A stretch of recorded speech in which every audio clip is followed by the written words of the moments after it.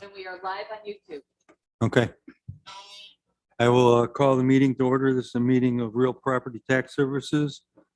I'll ask for a motion to approve the minutes from the last meeting. Peter? Second? Everybody go at once.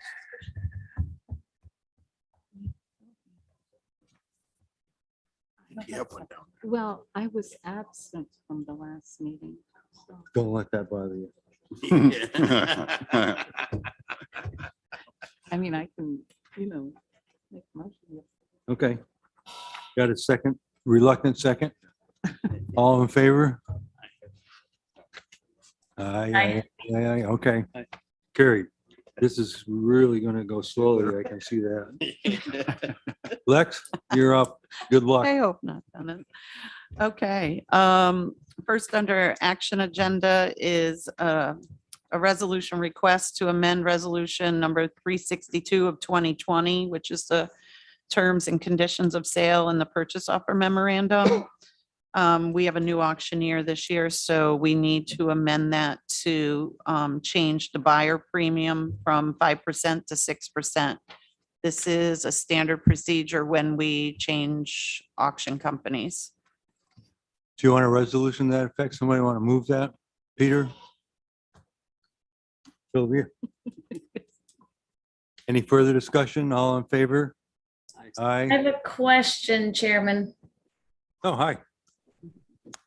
Go ahead, Claude. Thank you, Dennis. Lexi, this resolution from last year says, it's attached, says from 6% to 5%. We're going the other way this year? Correct. Okay, thank you. Yes, I'm in favor. Great. Motion's carried. Okay, next is under discussion items. Mosher's Garage, Johnsburg parcel 133.8-1-27, an agreement with New York State or New York Environmental Protection and Spill Compensation Fund. We need to do an agreement with them in order to have them be able to go in and do the final cleanup of the dirty dirt once we tear the building down. So I did include in your packet a resolution request to authorize the chairwoman of Warren County Board of Supervisors to execute an agreement with New York Environmental Protection and Spill Compensation Fund for the Johnsburg parcel. And it is to, clean up the rest of the dirty dirt once the building comes down. There is a copy of that agreement in the packet.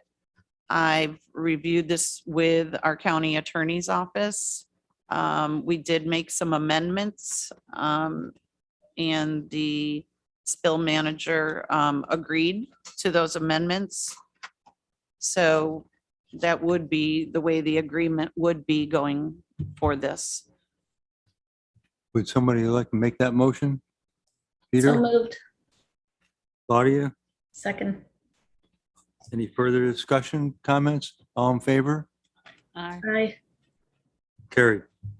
Okay, also included in your packet, which was attached to the bottom of that agreement, is another resolution request to authorize the chairwoman of Warren County Board of Supervisors to execute an agreement with the town of Johnsburg for the same parcel, and it is per this agreement. The Spill Compensation Fund wants us to enter into an agreement with them because they have agreed to purchase the property from the county once this is done.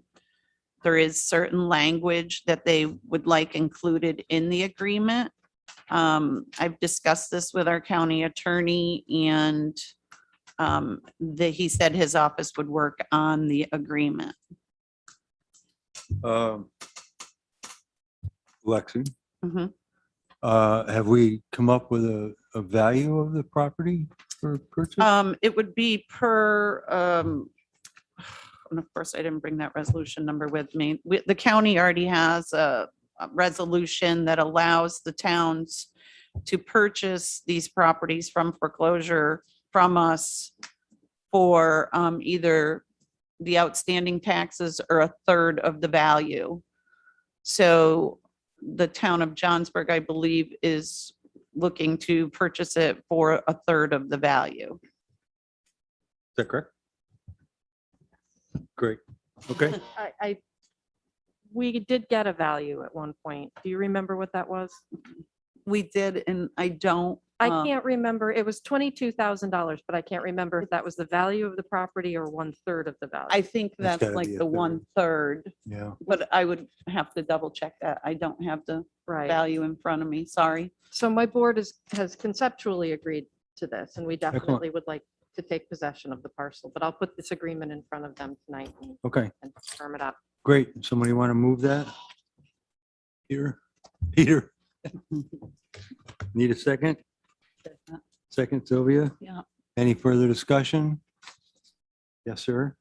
Are we doing anything in the future to help prevent these type of properties being ruined and then handed over to a county which is something that, you know, I really think we should look onto if we need a law or something that stipulates, but the Brett. agreement that we have with the compensation and that, I mean, the state's going after trying to recoup some money, I imagine, and can we piggyback on that? I mean, it just really irritates me that I have to ask my constituents to cough up a lot of money for something that, you know, we had nothing to do with, so.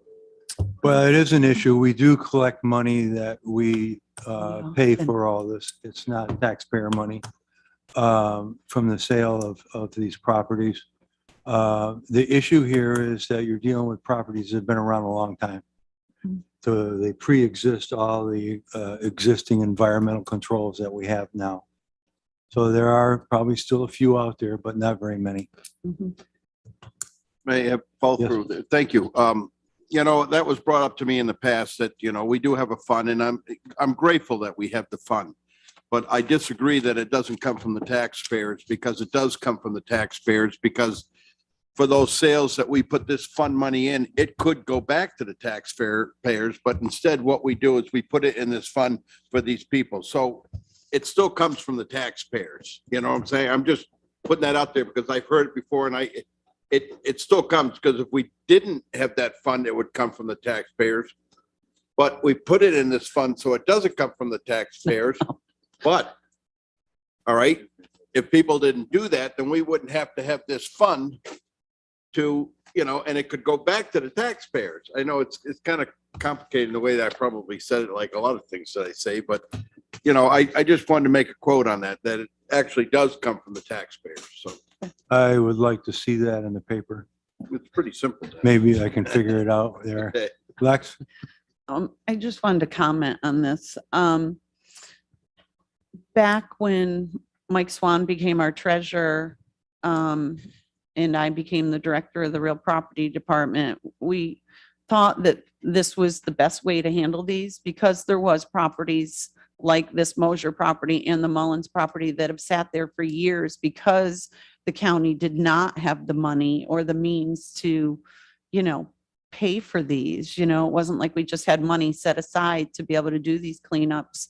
So we thought it was a great idea for Mike to be able to do this in his position of the treasurer and create that reserve testing fund for us to be able to clean these properties up and get them back out there for use. I completely understand what you're saying, but before we didn't have anything and then these properties just sat and years of taxes kind of backed up on them. I mean, when you look at Mullins, $300,000 worth of taxes, you know, because cleanup couldn't be done. So I think that the reserve testing fund was a great source for us to be able to use to get these done. I understand what you're saying by going back on the people, but that's something that's definitely would have to be looked in through our county attorney's office to see if that's even feasible for us. I know that the spill compensation fund uses the navigation law to be able to go after the people. So, you know, I don't know if there's anything in there that would allow for the county to be able to do the same. And when I spoke with them, there's no way of us piggybacking on their collection end of it. So unless the county can come up with a separate policy to put into place or local law, I don't see that happening. Thank you, Lex. Appreciate it. Supervisor Hogan? Thank you, Mr. Chairman. I would argue that the greater burden on the taxpayers is the years and years of no taxes having been spent on these properties. And any way that we can expedite the process of turning these properties around, either into useful spaces for their communities or to return them to the tax rolls, is a better use of our time and our energy. There is a saying, you can't get blood from a stone. These properties didn't fall to these conditions because the people who had them had the resources to clean them up or maintain them. And so I would be very cautious about utilizing a lot of county time and energy in trying to recoup something from people who didn't have it to begin with. So I'm sorry. I love to support you. You know that. Brad, give you one more shot. I want to thank both you ladies in explaining that, all right? And one of the first things to never do is never say never to me. So, all I'm asking is, to looking into something for the future, okay? And that's all it is. And I understand that. And maybe we need to move quicker on these properties. I agree the fund is the best place, and that was an awesome move by our treasurer Swan and your department to put that fund together so it doesn't really completely burden all the taxpayers, because the money that we do get from the sales. I agree with Supervisor Hogan that yes, the Mullion building, in this building, it's been for years that we've lost sales tax or sales money or property taxes on. I agree with that. My whole thing is, what can we do in the future to help prevent this and stop this? Because this is just not, something that's happening here in our county. It's happening across the whole country. So that's all the point I'm trying to bring up. And what, put many heads together always helps out. So thank you. And thank you, ladies, for explaining that in great depth. And I take no offense to it at all. Thank you, Brad. Yes, I Andy. just have a quick question.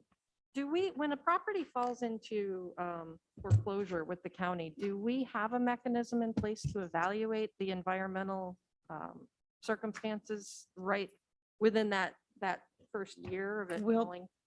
When the list is put out, I have to go out and post the properties, and that's in the beginning of June. And when I'm out there posting, I have to look at the properties at that time, because at that point, it's everything that's left in. So we look at it at that point and we make a decision. If it looks like there's something that could be contaminated, we go back and we let the county attorney's office know that we do not feel that this is something we should foreclose on this year. And then it kind of puts it on a list for us to look at. Thank you. So That's where we need to work. Okay. We have a motion on the floor. There's no further comments. All in favor? Peter? Aye. Aye. Sylvia? Hi. Claude? Good girl. Okay, motion's carried. Do we have anything else, Lex? budget review. Yeah. Go ahead. Well, at least you're here today for this one, Dennis. Yeah. Okay, so we'll start with the real property budget, which is the 1355.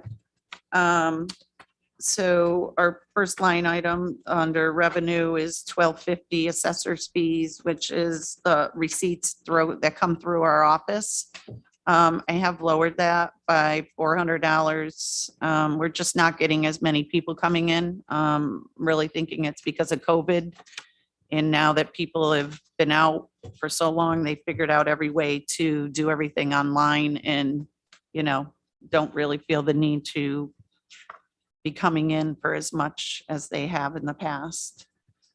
The next one is the school processing fees. So that is money that we charge for all of our processing for the school tax rolls and bills and receipts. The RPS license fees from the town, you will see further down in my budget. We have under 428, that there's a large amount there of 15,750. Part of that is for the RPS license fees that get charged to us from New York State. However, this $7,700 is what we charge back to the towns. So we charge half of the fee back to the towns every year. So that's what comes in from the towns. Next would be code 2229, which is the sales data transmission fees. We're in a program with New York State for sales scan. All of the RP 5217s that are filed with the deeds have a barcode on them. We scan all of that information in and then we submit it to New York State. So we get 50 cents a parcel for those back into our office for the processing end of it. So I did increase that by $100. Lex, Yes, could you tell us what RPS stands for? real property. It's real property tax services really, but RPS is the program. So it's real property system version 4 is the program that all the town assessors use. And we also have it in our office as well. So that's how the assessors maintain all of their files is through that RPS V4 system. Thank you. Mhm. Appreciate it. So I have the next is the 3040 real property tax admin. That's a reimbursement for any of my continuing ed for being a director. I have to get 12 credits a year.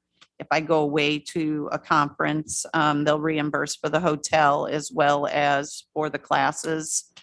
So I did deduct $50 from that this year. I really thought there would be a conference this fall. I just found out that they are going to do it virtual instead of attendance. It was going to be here local at the Fort William Henry. They've had to back out of that. So just due to a lot of the directors not being allowed to be able to come. So next page is still, it's under expense, it's salaries. I don't really have much control over that. There is increases, there was raises. And then next would be a 210 code for furniture and furnishings.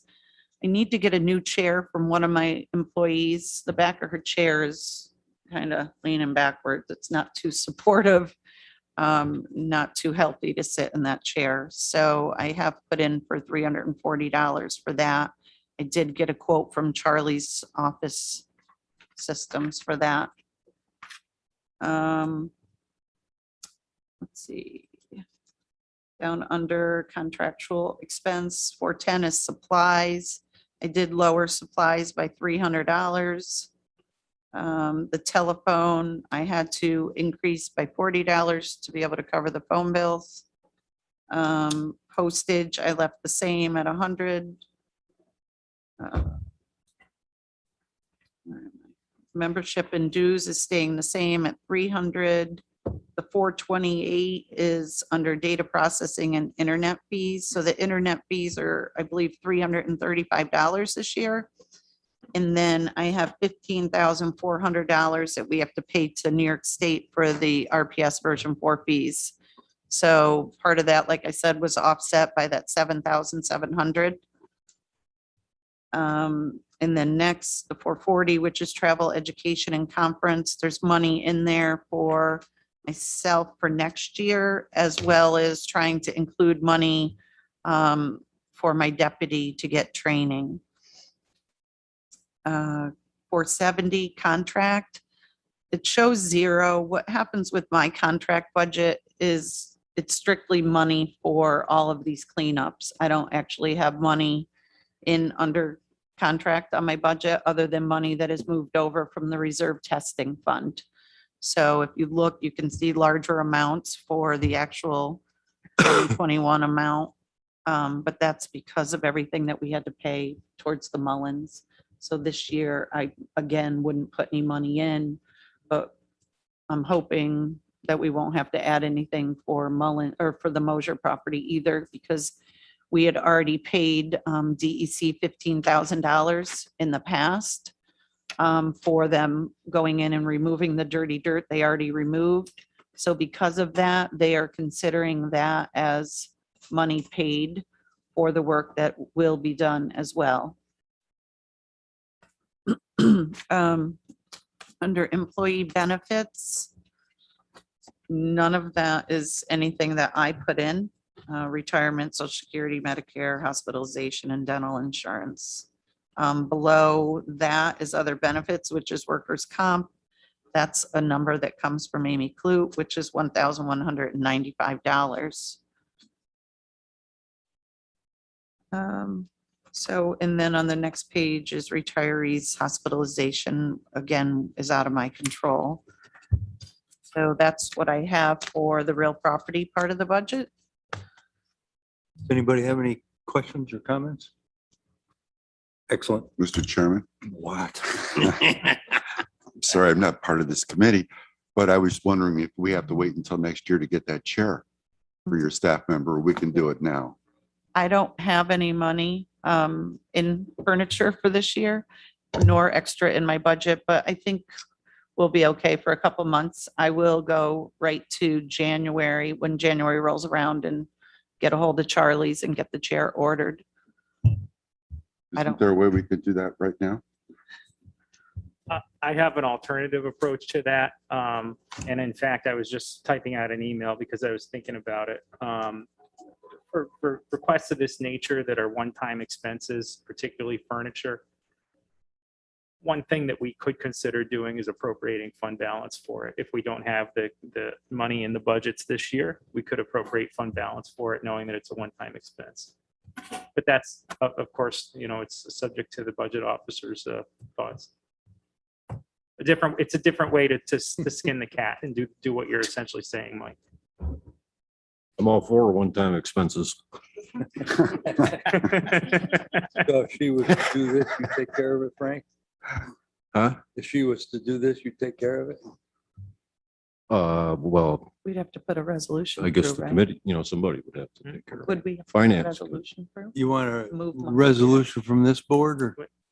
I don't know if we want to do it one piece at a time, or do we want to combine a bunch of items? Yeah, that's what I was essentially saying, that rather than pass resolutions and move money around now to do it, that we could also accomplish it in January and just appropriate fund balance against it. Because the amounts that we would shift around now are going to fall into fund balance at the end of the year anyway. So it's just a difference of a couple of months in how we handle it in the budget. Okay. Brad? Yes, thank you. In this whole big county buildings and all the renovations, we don't have a chair just to get it over there until we can get her a chair. I mean, if it's falling apart, There's up there. There's one. I'm just, I'll be more than happy to give her this one, because this one, leans a little, but at least it's not falling apart. I think these are worse Not than my what chair. she has currently. Okay.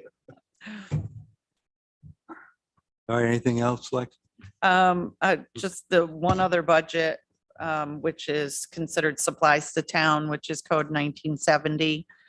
This budget's like a wash. This is what we use to do all of our supplies for all of our tax rolls and binders and the paper and the backs of the bills. Everything is put through this. So in the printing, so it's all a wash account. Okay.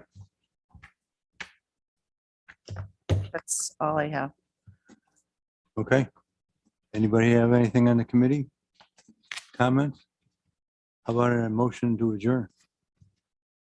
Peter? Sylvia? We're adjourned. Thank you. Thank you very much. Okay.